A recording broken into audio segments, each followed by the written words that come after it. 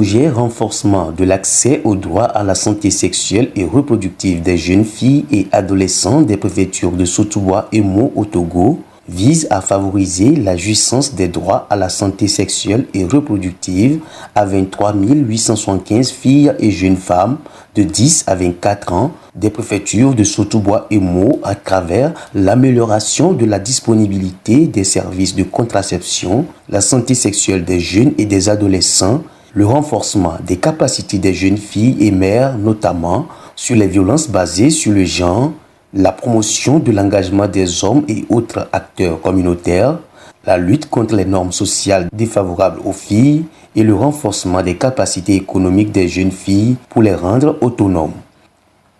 Financé par le ministère allemand de la coopération économique et du développement BMZ et Plan international, il a été mis en œuvre du 15 décembre 2020 au 14 décembre 2023 par les ONG ADESCO et Radar avec l'appui de Plan international Togo et des partenaires étatiques dont le ministère de la Santé.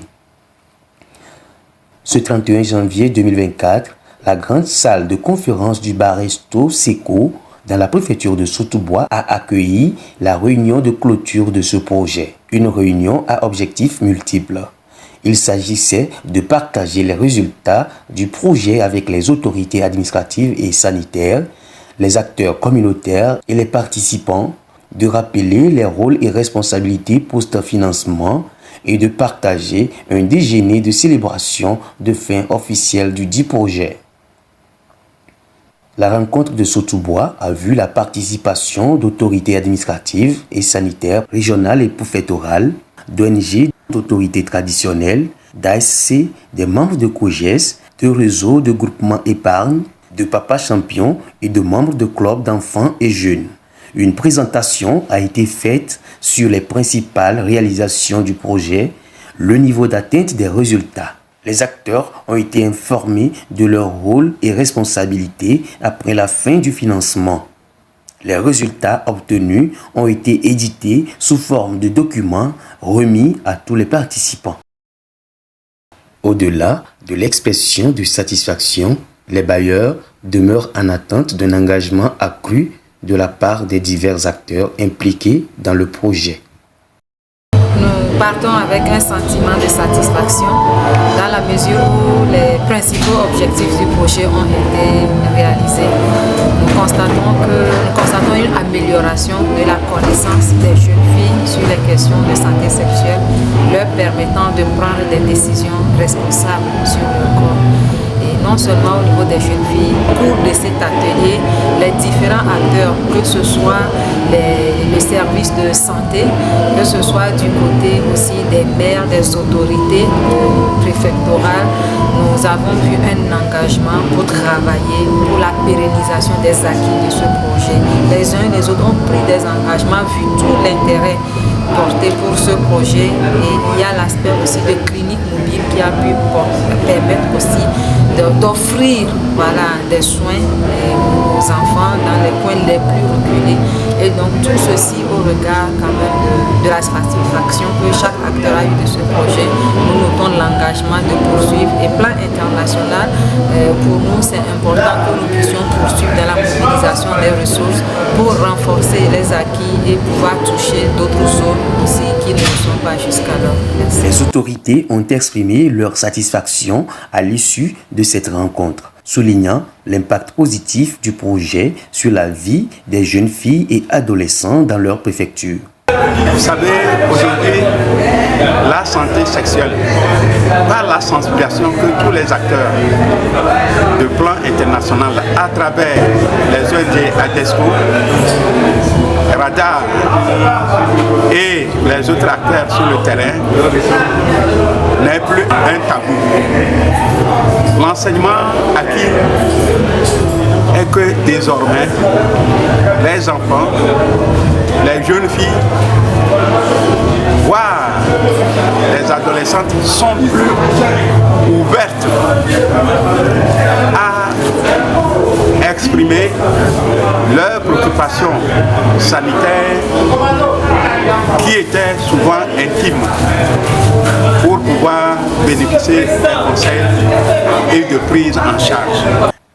Les bénéficiaires ont exprimé leur intérêt pour le projet tout en regrettant sa durée relativement courte. Néanmoins, l'enthousiasme pour les résultats obtenus était palpable. J'ai été formée sur la confection des serviettes hygiéniques lavables et à la suite, j'ai mis la formation en pratique. J'ai commencé par confectionner. Moi-même, j'ai commencé à utiliser et mes enfants et j'ai vu l'importance de ces serviettes.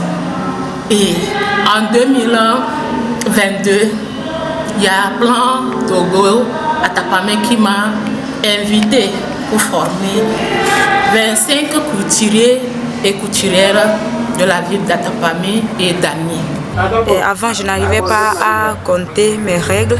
Je n'arrivais pas à distinguer quel jour, les moments, les règles va revenir, le cycle. Je voulais dire, je n'arrivais pas à compter mon cycle. Je ne connaissais pas mon cycle.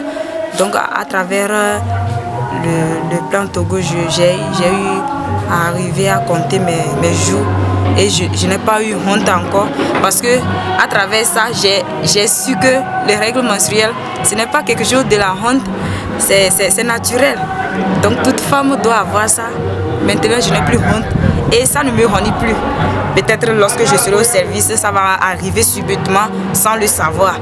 Mais maintenant, ça n'arrive pas comme ça. Je me calcule. À l'issue de cette rencontre, un déjeuner de célébration a été organisé pour officialiser la conclusion réussie du projet.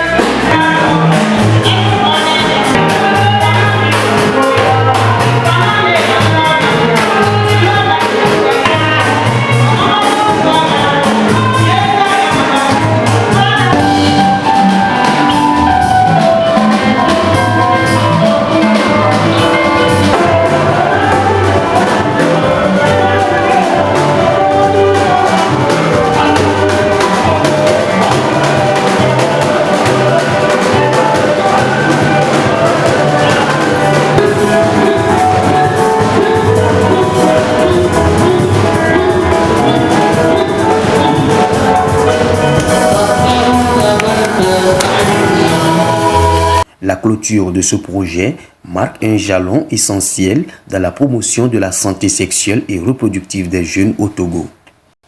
Les succès et les apprentissages de cette initiative jetteront les bases pour des projets futurs visant à autonomiser les communautés locales et à assurer un accès équitable aux services de santé.